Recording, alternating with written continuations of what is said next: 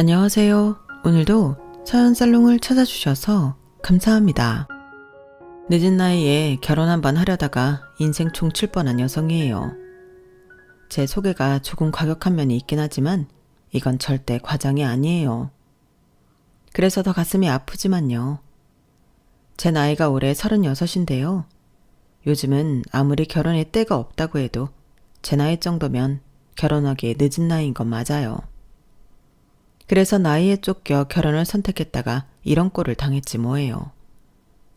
그래도 위기를 벗어나 이렇게 멀쩡히 사연을 보낼 수 있는 건 의인의 도움 덕분이었어요. 그런데 재미있는 건 되게 의인이라고 하면 나한테 긍정적인 인물을 떠올리기 마련인데 저를 도와준 의인은 제게 적대적인 인물이었다는 사실이에요. 어제의 적이 오늘의 은인이 되다니 세상 일은 알다가도 모를 일인 것 같아요. 그러면 지금부터 제 인생을 송두리째 망쳐버릴 뻔했던 살벌한 파운스토리를 전해드릴게요. 저는 5남 1녀 중 막내로 태어났어요. 그 말인즉슨 제 위로 오빠가 5이나 있다는 얘기예요. 그래서 어릴 때는 동네에서 아무도 저를 건들지 못했어요. 저랑 말다툼이라도 했다가는 덩치 큰 오빠 5이 달려왔으니까요.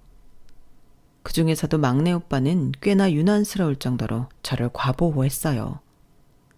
제 보디가드라는 소리를 들을 정도로요. 저랑은 1살 차이밖에 안 나서 학교도 같이 다니고 방과 후에는 집에도 같이 오곤 했는데 하도 유난을 떨며 저를 데리고 다녀서 그런 별명을 갖게 되었어요. 심지어 대학까지도 같은 대학을 다니는 바람에 저는 대학 시절 동안 미팅 한번 못 해보고 동아리 활동은 꿈도 못 꾸고 살았어요. 그런데 웃기는 게 뭔지 아세요?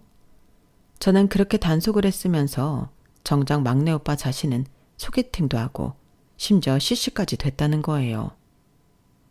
여자친구랑 둘이 데이트를 하면 될 걸 꼭 중간에 저를 끼워서 데리고 다니는 바람에 제 입장이 얼마나 난처했는지 몰라요. 그런데 그 여자친구도 참 대단하더라고요. 이런 경우 대개 여자 쪽에서 뭐라고 하거나 혹은 여동생 문제로 싸우기 마련인데 오빠 여자친구는 단 한 번도 싫은 기색조차 없었어요. 결국엔 오빠보다는 저랑 더 친해져서 저희 오빠랑 헤어진 뒤에는 제 절친이 되었지 뭐예요. 올케가 이 방송을 듣고 있다면 놀라 까무라칠 일이지만요. 아무튼 저에 대한 오빠들의 과잉보호를 얘기하자면 며칠 밤을 새도 부족해요. 그런데 그때까지만 해도 저는 그런 이유에 대해 심각하게 생각해 본 적이 없어요. 그저 제가 우리 집에서 유일한 딸이기 때문에 오빠들이 그런다고 생각했을 뿐이에요. 그런데 세상에 원인 없는 결과는 없다고 오빠들이 저를 과잉보호했던 이유가 있더라고요. 그건 바로 온 가족이 똘똘 뭉쳐 숨겨왔던 저의 출생의 비밀 때문이었어요. 그리고 그 비밀은 생각지도 못한 순간에 탄로가 났어요. 제가 대학을 졸업을 앞두고 취업 준비를 하느라 한동안 주말에도 아침 일찍부터 도서관에 가서 공부를 했었는데요. 하루는 점심에 먹은 게 잘못됐는지 복통이 심해서 그냥 집으로 돌아오게 됐어요. 그런데 현관문을 열자마자 엄마 목소리가 들리더라고요. 뭐가 그리 화가 났는지 평소에 그런 적이 없었는데 악을 쓰며 소리를 질러댔어요. 거기에 셋째 오빠랑 넷째, 막내 오빠까지 가세해서 누군가 싸우는 것 같았어요. 놀라서 집 안으로 들어가 보니 저희 큰오빠 또래의 여자와 저희 엄마 연배의 중년 부인이 저희 엄마와 싸우고 있었어요. 제가 다가가 막내 오빠한테 무슨 일이냐고 물었더니 오빠가 저를 보자마자 놀라서는 밖으로 끌고 나가지 뭐예요. 이거 좀 놔봐. 도대체 무슨 일이야? 저 사람들은 누군데 우리 집에 와서 엄마랑 싸우는 거야? 아이씨, 넌 몰라도 돼. 그냥 이상한 여자들이야. 똑바로 말해봐. 누군데 우리 집에 와서 저러고 있냐고. 오빠는 알고 있지? 뭔데? 혹시 큰오빠 바람났어? 두 여자 중 젊은 여자가 큰오빠랑 엇비슷한 나이인 것 같아서 했던 말인데 제 말을 들은 막내 오빠가 어이가 없다는 표정으로 저를 쳐다보며 그러더군요. 기집애가 큰형을 뭘로 보고 암튼 쓸데없는 생각하지 말고 저 사람들한테 신경 끊어. 별일 아니니까. 막내 오빠는 끝까지 시치미를 떼면서 별일 아니라는 말만 반복했어요. 말은 그렇게 하면서도 저랑 그 사람들이 마주치지 못하도록 저를 집에도 못 들어가게 막고 있으면서 말이죠. 그날 저는 막내 오빠랑 동네 놀이터에서 한참을 앉아 있어야 했고 1시간쯤 지나서 넷째 오빠한테 온 전화를 받고서야 집으로 돌아갈 수 있었어요. 집에 가보니 엄마는 병이 났는지 침대에 누워 끙끙 앓고 계시더라고요. 자초지종은 모르겠지만 저희 집에 찾아왔던 여자분들과 관계된 일이 벌어진 게 확실했어요. 물론 저희 가족들 중 누구도 제게 이번 일에 대해 제대로 된 해명을 해주지 않았지만요. 그 설명을 들은 건 며칠 뒤 학교에서였어요. 공강이라서 빈 강의실에 앉아 있었는데 저희 과 동기가 다가와 밖에서 누가 저를 기다린다고 그러더라고요. 나가봤더니 주말에 저희 집에 찾아왔던 여자였어요. 두 사람 중 저희 큰오빠 또래의 여자요. 여자는 제 동기한테 저를 불러달라고 해놓고는 쉽게 입을 떼지 못했어요. 이렇게 뜸을 들이는 걸 보니 제가 알지 못하는 중대한 일이 있긴 한 것 같았어요. 그런데 힘겹게 입을 뗀 여자가 갑자기 제게 사과를 하더니 이러는 거예요. 미안해. 그때 나도 너무 어려서 널 키울 수가 없었어. 사귀던 남자친구랑 헤어진 데다 그 사람은 새 여자 만나서 결혼식 날짜까지 잡았다고 그러니 제정신이 아니더라고. 혹시라도 애 낳으면 돌아오지 않을까 했는데. 그 여자의 입에서는 제가 상상도 못했던 제 탄생 비화가 흘러나왔어요. 그것만으로도 머릿속이 하얗게 될 정도로 충격이었는데 글쎄 이런 소리를 하지 뭐예요. 얼마 전에 네 아빠를 다시 만나게 됐는데 이혼하고 혼자라고 그러더라? 여자가 애를 못 낳아서 이혼을 했다나? 그래서 말인데 이제 와서 이런 말하기 엄치 없지만 엄마랑 같이 아빠 집에 들어가 살지 않을래? 듣자 하니 너 요즘 취업 준비라던데 네 아빠 딸로 살면 그런 걱정 안 해도 돼. 너희 아빠 엄청 부자야. 평생 돈 걱정 않고 살 수 있다고. 여자는 반쯤 정신이 나간 사람처럼 저를 붙잡으려고 쉼없이 짓거려댔어요. 마치 멀쩡한 사람을 물속으로 끌고 들어가려는 물귀신 같더라고요. 그 모습이 너무 무서울 정도로 소름이 끼쳤어요. 이러지 마세요. 당신이 나를 낳았든 말든 나랑 상관없어요. 날 버린 그 순간부터 당신은 내 엄마의 길 포기한 거니까요. 그렇게 돈이 좋으면 당신이나 가서 그 사람이랑 살아요. 난 그럴 생각 추워도 없으니까. 인경아, 엄마 좀 살려줘. 네가 있어야지 내가 네 아빠랑 살 수 있어. 네가 날 엄마 취급 안 해줘도 돼. 그냥 호적에만 올라가자. 그러면 네가 원하는 거 다 가질 수 있고 지금보다 훨씬 대접받으면서 살 수 있어. 너 키워준 사람들이랑 지금처럼 만나도 돼. 뭐라고 안 할게. 그러니까 제발 엄마 좀 도와주라. 어? 네가 빌라고 하면 내가 무릎 꿇고 빌게. 네가 하라는 건 뭐든 할 테니까 제발 나 좀 살려줘. 비굴하게 자신이 낳은 딸한테 무릎까지 꿇겠다는 친모를 보니 불쌍하다는 생각보다는 화가 났어요. 결국엔 내가 그리워 찾아온 게 아니라 나로 인해 얻을 수 있는 부와 권력이 필요했던 거니까요. 돈이 사람을 얼마나 망가뜨릴 수 있는 건지 내 친모라는 사람을 보고 확실히 알았어요. 당신이 왜 내 엄마예요? 세상에 어떤 엄마가 자기 딸을 돈 때문에 버리고 돈 때문에 다시 찾으러 와요. 그게 무슨 엄마야. 당신한테 나는 그저 긁지 않은 복권일 뿐인 거잖아요. 그런데요, 그쪽한테는 더 이상 나에 대한 소유권이 없어요. 왠지 알아요? 당신은 이미 나를 버렸고 나는 더는 당신한테 휘둘리지 않아도 되는 성인이 됐기 때문이에요. 그러니까 헛된 꿈 버리고 내 앞에서 꺼져주세요. 안 그러면 경찰에 신고할 테니까 다시는 날 찾지 말라고요. 돈에 눈이 먼 친모는 그 후로도 몇 번이나 학교로 저를 찾아왔어요. 그러다 막내 오빠한테 딱 걸리고 말았죠. 오빠는 마치 주인을 지키려는 진돗개처럼 맹렬히 달려들었고 겁을 먹은 친모는 도망치듯 떠났어요. 그런데도 오빠는 분이 덜 풀렸는지 씩씩대며 한 번만 더 찾아오면 경찰에 신고하겠다고 으르렁댔어요. 오빠는 다음에 또 저 여자가 찾아오면 자기한테 전화하라고 그러더군요. 알았어. 대신 오빠도 나한테 말해줘. 내가 어떻게 우리 집에 오게 됐는지 말이야. 그날 저는 그동안 아무한테도 듣지 못했던 얘기를 막내 오빠를 통해 들었어요. 물론 오빠는 너무 어려서 기억도 못하는 일이었지만요. 나도 중학교 2학년 때 둘째 형한테 들어서 알게 됐어. 그 전까지는 네가 내 친동생인 줄 알았거든. 물론 지금도 그 마음엔 변함이 없어. 나뿐만 아니라 형들도 그렇고. 막내 오빠 말로는 제가 우리 집에 오게 된 건 막내 오빠가 첫 돌이 지나고 얼마 안 돼서였대요. 당시 저희 큰오빠가 고3이었는데 밤에 책상에 앉아 공부를 하는데 밖에서 아기 울음소리가 들리더라는 거예요. 처음엔 당시 돌쟁이던 막내 오빠가 우는 소린 줄 알았는데 엄마가 막내 오빠를 안고 방으로 들어오시는 걸 보고는 그게 아니라는 걸 알게 된 거예요. 그래서 소리가 나는 대문 밖으로 나가봤더니 제가 라면 박스 안에서 울고 있더래요. 한겨울은 아니었지만 그래도 늦가을이라서 방 공기가 꽤 쌀쌀했던 터라 부모님은 얼른 안으로 데리고 오라고 소리치셨고 그렇게 저는 부모님 손에서 자라게 된 거예요. 박스 안에는 제가 누구인지 알만한 건 아무것도 없어서 제가 우리 집에 오게 된 날을 생일로 정했다고 했어요. 자기 손으로 저를 주워서 그랬는지 몰라도 큰오빠는 아직도 저를 자기 딸처럼 생각해요. 가끔은 부모님보다 더 부모처럼 느껴질 정도로요. 물론 나머지 오빠들도 저를 끔찍이 생각하지만요. 우리 집 오빠들이 저한테 유독 과잉보호를 하는 건 아마도 제가 가여워서 그럴 거예요.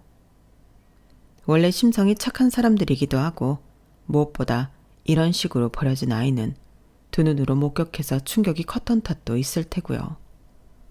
덕분에 저는 자라면서 단 한 번도 내가 우리 부모님의 친자식이 아니라는 생각을 해본 적이 없었어요. 부모님과 다섯 오빠들의 사랑이 넘치면 넘쳤지 절대 부족하다고 생각한 적도 없었고요. 어떤 면에서 보면 저는 지금 부모님을 만난 게 제 인생 최고의 행운이 아닌가 생각해요. 그래서 친모가 나타났을 때 더군다나 제 친부가 엄청난 부자라는 얘기를 들었음에도 불구하고 손톱만큼도 마음이 흔들리지 않을 수 있었어요. 지금까지 살아왔던 것처럼 앞으로도 저는 우리 부모님의 딸이고 우리 오빠들의 여동생일 거예요. 그래서 막내 오빠한테 이번 일은 부모님은 물론 다른 오빠들한테도 비밀로 해달라고 했어요. 다음에 또다시 친모가 나를 찾아오면 그땐 내 손으로 경찰에 신고하겠다고요. 그리고 불행하게도 그 일은 얼마 뒤 벌어지고야 말았어요. 또다시 친모가 학교로 저를 찾아왔고 제 연락을 받고 달려온 막내 오빠가 경찰까지 부르는 바람에 친모는 더 이상 제게 접근을 할 수 없게 됐거든요. 그렇게 친모와 완전히 끝내고 집에 돌아왔는데 엄마가 평소처럼 개수대 앞에서 저녁 준비를 하고 계시더라고요. 제 발소리를 들으셨는지 평소처럼 활짝 웃으시며 우리 막내 왔어? 공부하느라 힘들었지? 손 씻고 와. 엄마가 얼른 밥 차려줄 테니까.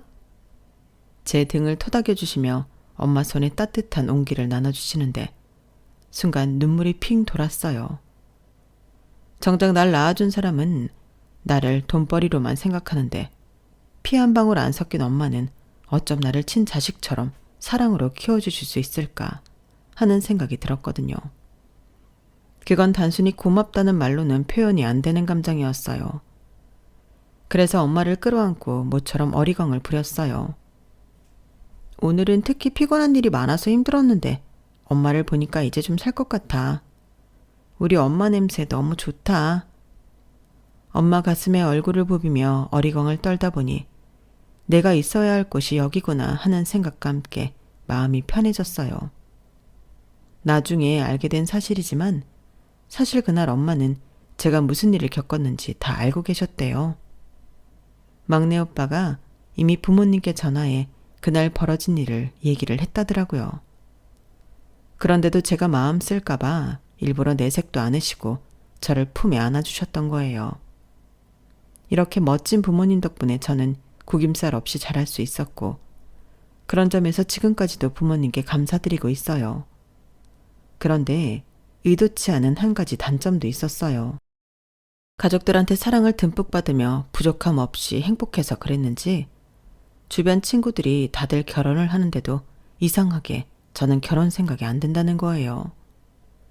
그냥 지금처럼 부모님이랑 함께 살면서 수시로 찾아오는 오빠들이랑 올케들, 그리고 조카들이랑 지지고 볶고 하면서 사는 게 최고다 싶더라고요.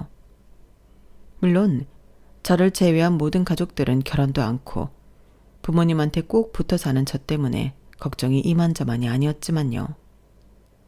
30대 초반까지만 해도 요즘은 결혼을 늦게 하는 추세니까 그러려니 하셨는데 32이 지나고 33까지 지나고 나니 그때부터는 다들 발등에 불 떨어진 사람들처럼 사근대에 제 자리를 부탁하셨어요. 처음에는 부모님만 그러셨는데 부모님이 받아다 주신 선자리가 다 꽝이 나자 나중에는 올케들까지 나서서 사돈의 팔촌까지 연락해서 제 맞선 상대를 알아보셨어요.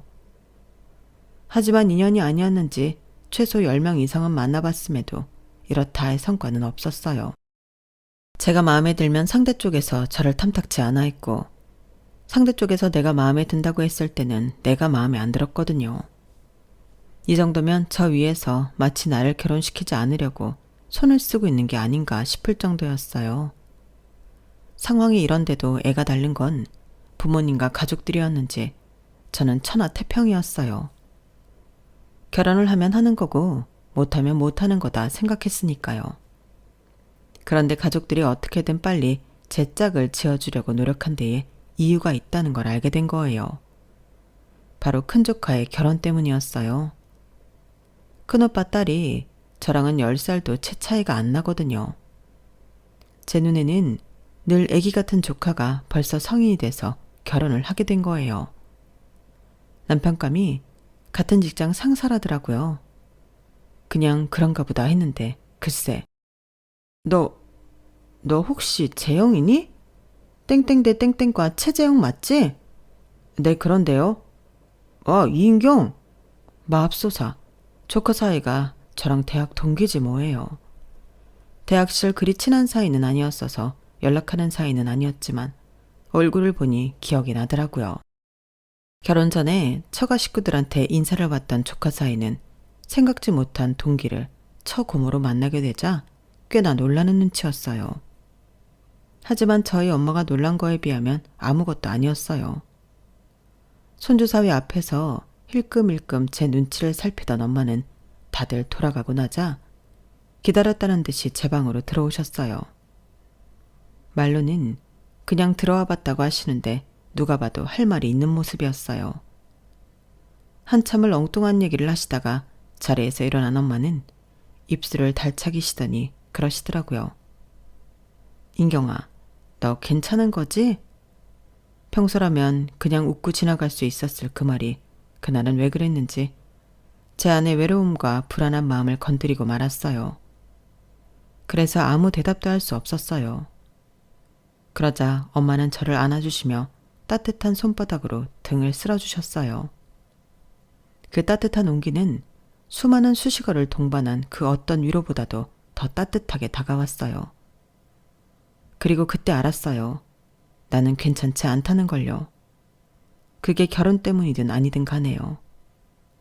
사람 마음이 참 간사한 게 그동안 친구들이 결혼을 한데도 나와는 별개라고 느껴왔는데 조카가 내 동기랑 결혼을 한다고 하니까 이상하게 위기의식이 느껴지지 뭐예요. 조카의 결혼을 진심으로 축하하는 마음 반, 위기감 반으로 묘한 감정이 된 저는 한동안 꽤 우울하게 지냈어요. 그런데 그거 아시죠? 사람 마음에 틈이 생겼을 때 잘못된 결정을 내리게 된다는 걸요. 저도 그랬어요. 조카 결혼 때문에 위기의식이 생긴 터라 딱히 결혼하고 싶은 게 아니면서도 결혼 청년기를 넘어선 나이 때문에 등 떠밀려서 결혼 상대를 찾아 나서기 시작했거든요. 주변 지인 찬스를 이미 다 썼기 때문에 더는 기대할 수 없는 상황이라서 거액을 들여 결혼정보회사에 등록하기로 마음먹었어요. 그런데 그 얘기를 들은 직장 후배가 그러는 거예요. 선배님, 차라리 동호회 활동을 해보지 그래요? 거기서 활동하면서 결혼 상대 탐색도 하고 여럿이서 같이 술자리도 하면서 상대 술버릇도 확인하는 게 훨씬 낫지 않을까요?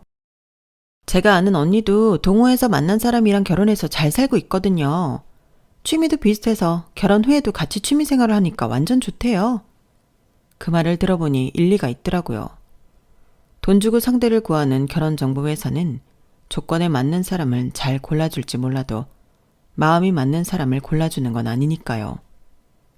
하지만 주변에 결혼한 친구들만 봐도 조건만 보고 결혼한 사람들은 그 조건이 틀어지는 순간 관계도 틀어져 버렸지만 마음이 맞아서 결혼한 친구들은 살다가 시련이 닥쳐도 어떻게든 같이 힘을 합해 난관을 빠져나가려고 노력하는 게 보였거든요. 그래서 일단 시도는 해보자는 생각으로 제가 하고 싶은 게 뭔지 생각해보고 그에 맞는 동호회를 찾았어요. 그렇게 찾은 동호회는 바로 커피 동호회였어요. 제가 커피를 좋아하기는 하지만 그다지 전문적인 지식은 없거든요. 물론 책을 찾아보거나 바리스타 수업을 통해 알아볼 수는 있겠지만 그렇다고 전문적으로 배우고 싶은 정도는 아니라서 조금만 알고 마실 수 있는 정도만 되면 좋겠다는 생각에 고르게 된 동호회였죠. 그런데 막상 모임에 참가해보니 저와 같은 초짜는 거의 없고 대부분이 전문가 수준이더라고요. 이거 잘못 들어왔구나 생각했는데 그때 먼저 말을 걸어준 사람이 있었어요. 이미 눈치채셨겠지만 이 사람이 이후 저와 결혼까지 갈 뻔했던 바로 그 문제적 남자랍니다. 편의상 예랑이라고 칭할게요. 예랑은 나이도 저랑 엇비슷하고 대화도 잘 통해서 처음 만난 사이인데도 몇 년 만난 친구처럼 편했어요. 동호회를 탈퇴할까 고민했었는데 예랑과 대화를 해보고는 좋은 친구가 생긴 것 같아서 일단 탈퇴는 보류하기로 했어요. 동호회 활동을 시작한 이후로 주말은 거의 커피에 빠져 살게 되었어요. 회원들 중에는 지방에서 카페를 운영하는 분들이 몇몇 있는데 주말에 회원들과 함께 그분들이 운영하는 카페에 방문해 로스팅 과정도 보고 새로 원두 시음도 해보고 했거든요. 문제는 이런 카페들이 서울이 아닌 지방에 있어서 매번 회원들끼리 3, 4, 5 모여서 한 차로 오고 가고 해야 했는데 이상하게도 제가 탄 차에는 저와 얘랑 외에는 아무도 타지 않더라고요. 대충 눈치로 우리가 나이가 많아서 어린 회원들이 우리를 불편하게 생각하는가 보다 했는데 나중에 알고 보니 그게 아니었더라고요. 남편이 저한테 대하는 것과 다른 회원들한테 대하는 게 너무 달랐던 탓이었어요. 한마디로 자신이 눈독 들이고 있는 먹잇감한테는 세상 좋은 사람처럼 행동했지만 그 외의 사람들한테는 세상 까칠하게 대했던 거예요. 그러니 얘랑 차를 함께 타고 가겠다고 하는 회원이 저 빼고 하나도 없던 거예요. 그런 사실을 몰랐던 저는 장거리 드라이브를 하는 기분으로 얘랑과 신나게 수다를 떨면서 데이트 아닌 데이트를 하곤 했어요. 그렇게 3개월이 흐른 시점에는 서로에 대해 모르는 게 없을 정도로 가까워졌고 둘 다 홍기를 넘긴 나이였기 때문에 자연스레 결혼 얘기가 빠질 수 없었어요. 그렇다고 딱히 사귀는 사이도 아니었지만 서로 탐색을 하듯 일부러 결혼 관련 얘기를 많이 했던 것 같아요. 가령 결혼하면 분가를 하느냐, 시부모님을 모시고 사느냐에 대해 얘기를 나누기도 하고 돈관리는 누가 하는지에 대해서도 얘기를 나눴어요.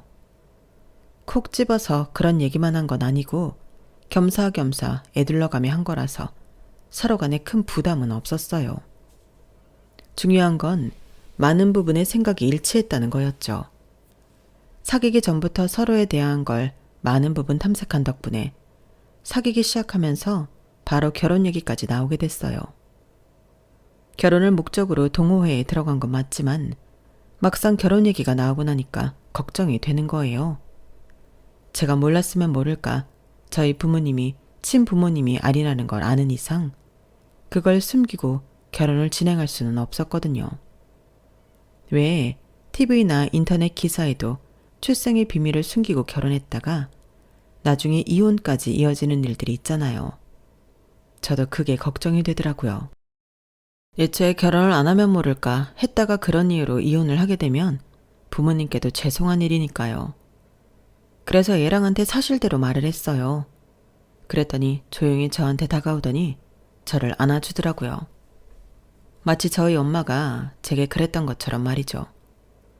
순간 뭉클한 게 기분이 묘했어요. 살면서 가족이 아닌 다른 사람한테 위로를 받게 될 줄 몰랐기 때문에 그랬나 봐요. 내가 사랑하는 사람은 내 앞에 있는 이인경이라는 사람이야. 그 사람을 둘러싼 환경이 아니라고. 친부모님이든 아니든 그런 건 아무 상관없어. 그러니까 아무 걱정하지 마. 내 마음은 지금도 그렇고 앞으로도 그럴 테니까. 얘랑의 말에 그간의 걱정이 싹 달아나는 것 같았어요. 하지만 얘랑은 이런 제 사정을 이해해 줄지 몰라도 시부모님 입장은 또 다를 거 아니에요. 그래서 온전히 마음을 놓을 수는 없었어요. 자기가 말하기 곤란할 테니까 우리 어머니께는 내가 말씀드릴게. 모르긴 해도 아마 우리 어머니도 별로 신경 쓰지 않으실 거야.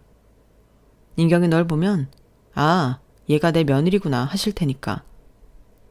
얘랑 말대로 일단은 얘랑이 먼저 어머님께 말씀을 드리고 이후 제가 예비시댁에 인사드리러 갈 때 다시 한번 말씀드리기로 했어요. 그날 밤 집에 돌아가 부모님께 결혼할 사람이 있다는 말씀을 드렸더니 부모님께서는 쌍수 들고 환영하시더라고요. 그날 밤 엄마는 오빠들한테 일일이 전화를 돌려가며 제 결혼 소식을 전했어요. 그리고는 오빠들이 너나 할 거 없이 제게 전화를 걸어댔죠. 노처녀 여동생이 결혼 한번 해보겠다는데 이놈의 오빠들은 축하 인사 해주는 사람 없이 다들 얘랑에 대한 의심의 눈초리만 보였어요. 솔직히 예상을 했던 결과라서 놀랍지는 않았어요. 제게 남자친구가 생길 때마다 오빠들은 늘 이런 식이었거든요.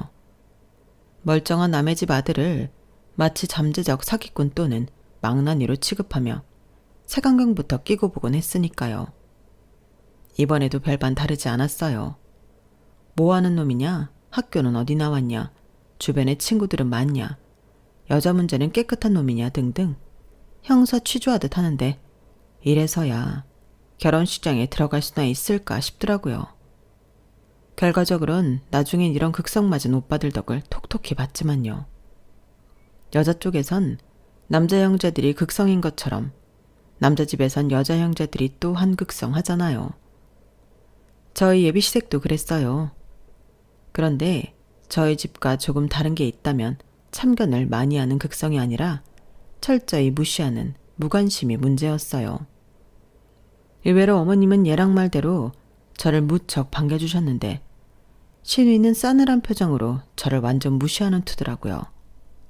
마치 저랑은 상종도 하기 싫은 사람처럼 말이죠. 제가 무슨 말을 하면 눈도 마주치려 하지 않았고 제가 선물을 사줘도 고맙다는 말 한마디조차 없었어요. 한마디로 싸가지가 바가지더라고요. 그와는 반대로 어머님은 제게 무척이나 호의적인 분이셨어요. 1년 전 남편과 사별하고 현재 관연한 아들, 딸과 함께 살고 계시는 어머님은 뒤늦게 시작한 부동산 투자로 아버님이 살아계실 때보다 더 엄청난 부를 누리고 계세요. 얘랑 말로는 아버님이 사고로 돌아가시는 바람에 합의금과 사망보험금으로 수억을 받게 됐는데 그 돈으로 산 땅이 8년 만에 10배 가깝게 올랐다는 거예요. 그렇게 얻은 수익으로 땅과 건물을 사고팔기를 거듭하면서 현재는 부동산 준재벌 정도는 된다고 하더라고요. 그래서 그런가 어머님은 일반 가정주부와는 달리 통도 크시고 씀씀이도 남달랐어요. 제가 처음 인사드리러 댁에 찾아간 이후 가끔씩 저를 데리고 쇼핑을 하시는데 명품을 마치 마트에서 물건 사듯 손쉽게 사시더라고요. 평생 명품백 한 번 못 들고 살아온 저희 엄마와는 무척이나 대조적이었어요. 그래서 어머님과 함께 있으면 가슴 한구석이 싸해지는 기분이 들더라고요. 그런 마음을 모르시는 어머님은 무척이나 즐거운 표정이었어요. 예, 나는 요즘 너랑 쇼핑 다니게 돼서 얼마나 행복한지 모른다? 나도 딸이 있긴 하지만 너도 알다시피 우리 수정이 성격이 좀 그렇지 않니? 뭘 사줘도 뚱하고 무슨 말을 해도 반응도 없고 말이야. 그런데 인경이 넌 항상 웃는 얼굴에 내 마음도 잘 헤아려 주니까 얼마나 좋은지 몰라. 그래서 말인데 인경아, 너희 결혼하면 딱 1년만 들어와서 살지 않겠니? 길게도 안 바래. 딱 1년이야. 내가 우리 며느리감이 너무 마음에 들어서 그래. 그렇게만 해준다면 내가 1년 뒤에 너희 분가할 때 성수동에 아파트 한 채 해줄게. 그리고 네 몫으로 현금 3억을 바로 통장에 쏴줄게. 어때? 내 부탁 들어줄 거지? 네? 그건 너무 갑작스러운 말씀이라서 당장 대답을 못 해드리겠어요. 제가 원우 씨랑 상의 좀 해보고 대답해드려도 될까요? 그럴래? 하긴 내가 너무 독단적이었지? 그래, 원우랑 상의해서 결정해라. 가급적이면 합가를 하는 방향이면 더 좋겠지만. 어머님은 서운한 기색을 보이시면서도 어떻게든 저를 설득하고 싶으셨는지 명품 지갑을 선물로 사주셨어요.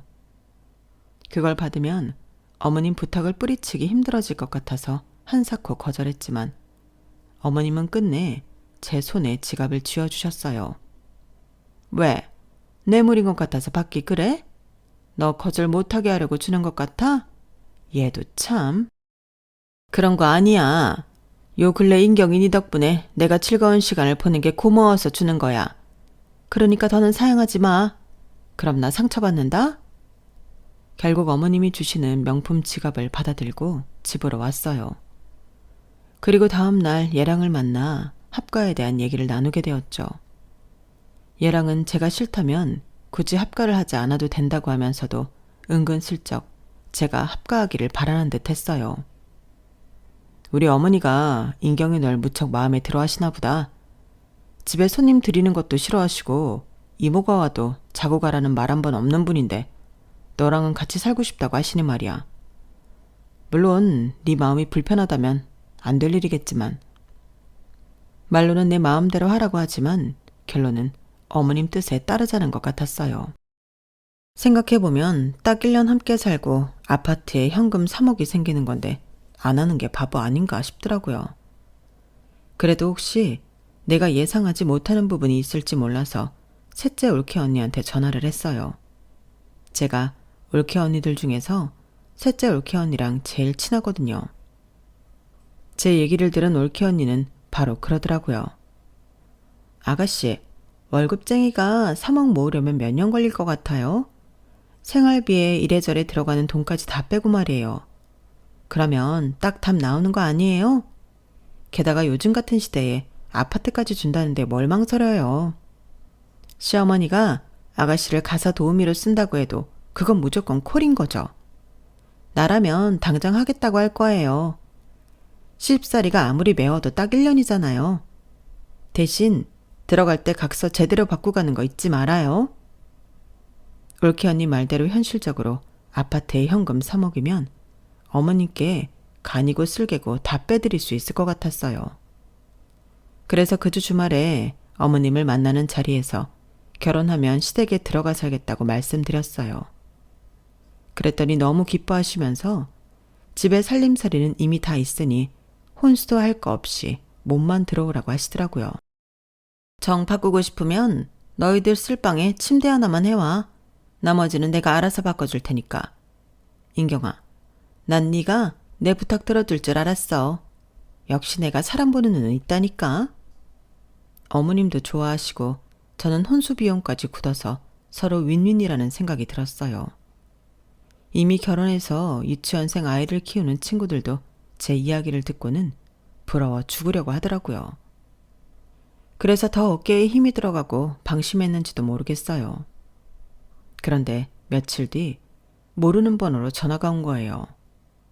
평소 같으면 모르는 번호는 안 받고 차단을 하고 나는데 이상하게 그날따라 생각 없이 받게 되는데 글쎄 예비 신우이더라고요.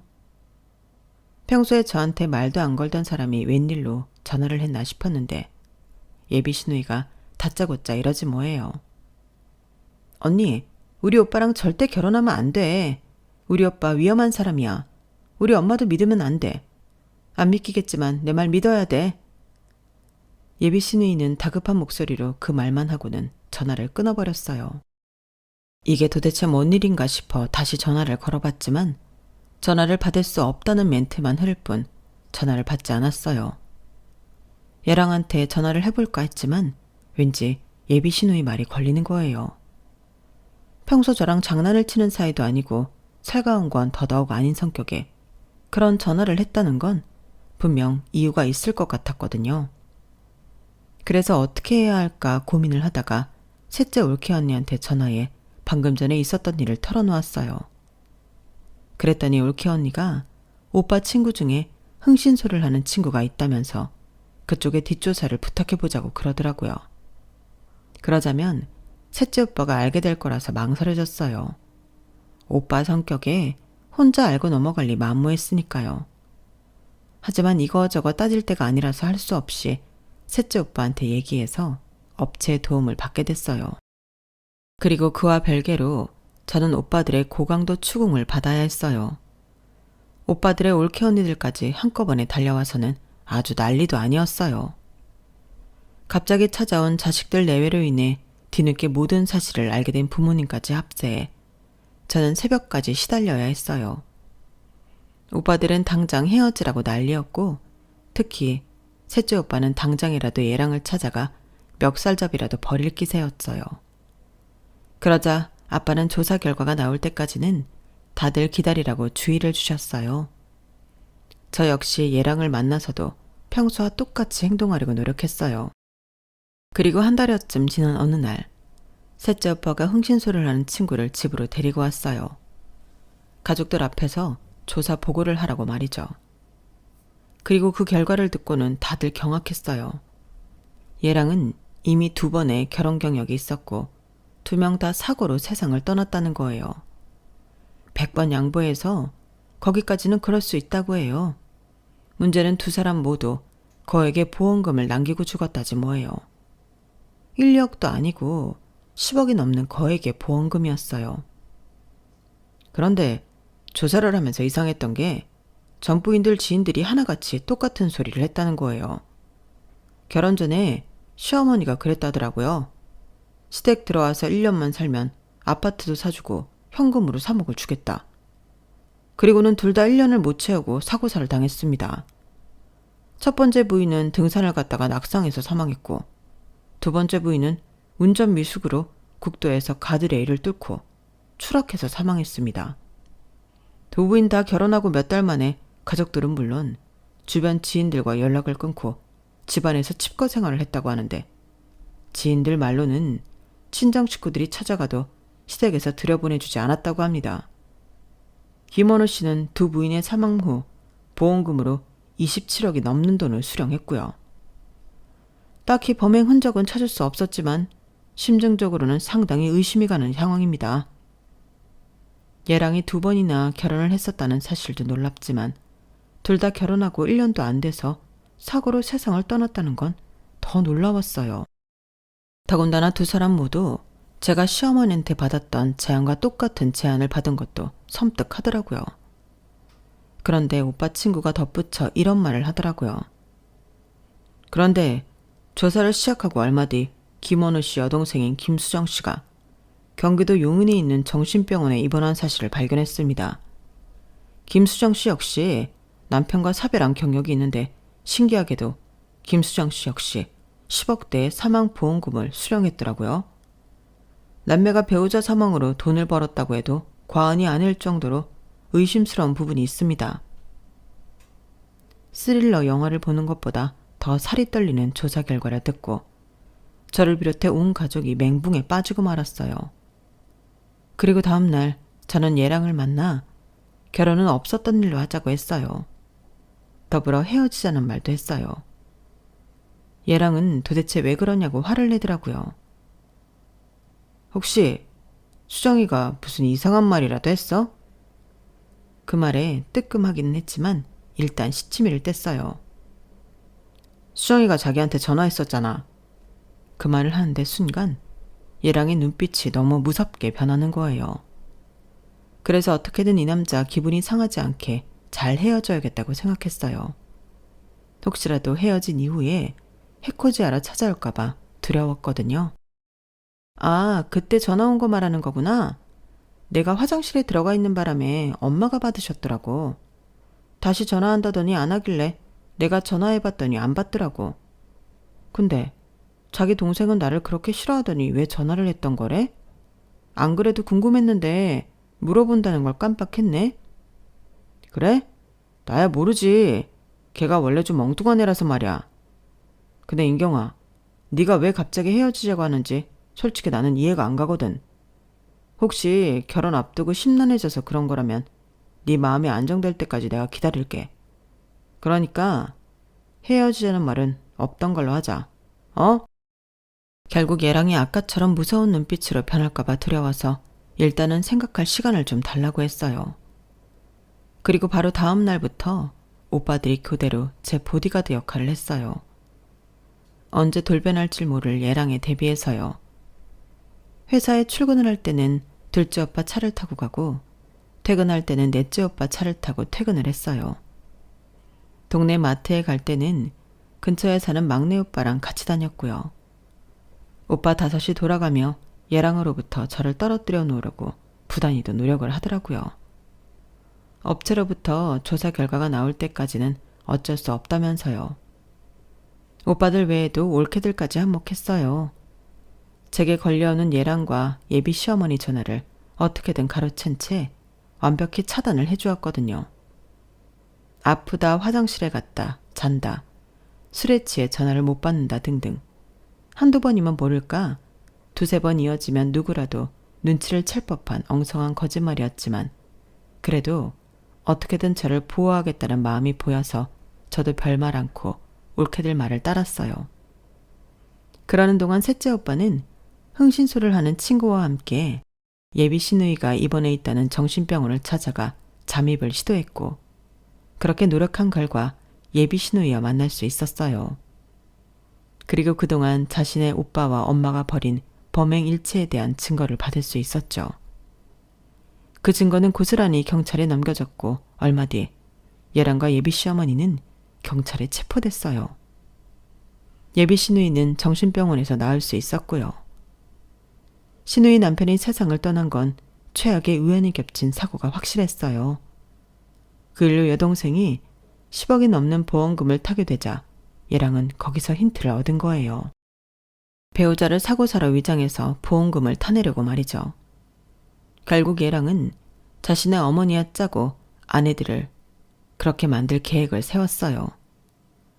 당시 얘랑은 고객 돈으로 몰래 주식 투자를 했다가 수억을 날려서 회사에서 잘릴 위기였고 어머님은 대출까지 받아 개발이 유력한 부지 땅을 매입했는데 개발이 엎어지면서 엄청난 손해를 본 참이었어요.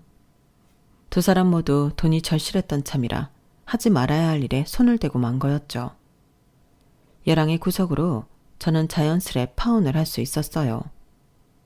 따지고 보면 이게 다 오빠들 덕분이었죠. 지구를 지키는 어떤 맨들보다도 더 저를 안전하게 지켜주는 참견쟁이 오빠들 말이에요. 어릴 때는 이런 오빠들이 귀찮고 야속하기도 했지만 큰일을 당하고 보니 오빠들의 참견이 저를 향한 사랑이자 애정 표현이라는 걸 알 수 있었어요. 이런 오빠들을 만난 건 제 인생 최고의 행운이 아니었나 생각합니다. 이것으로써 나이에 등 떠밀려 결혼 한번 해보려다가 날벼락을 맞을 뻔했던 저의 파운 스토리를 마칩니다. 지금까지 제 사연을 들어주셔서 감사합니다. 소중한 가족과 행복하시길 진심으로 바랍니다. 여러분, 사연 댓글에 응원과 현명한 조언 부탁드려요. 좋아요와 구독은 저에게 큰 힘이 됩니다.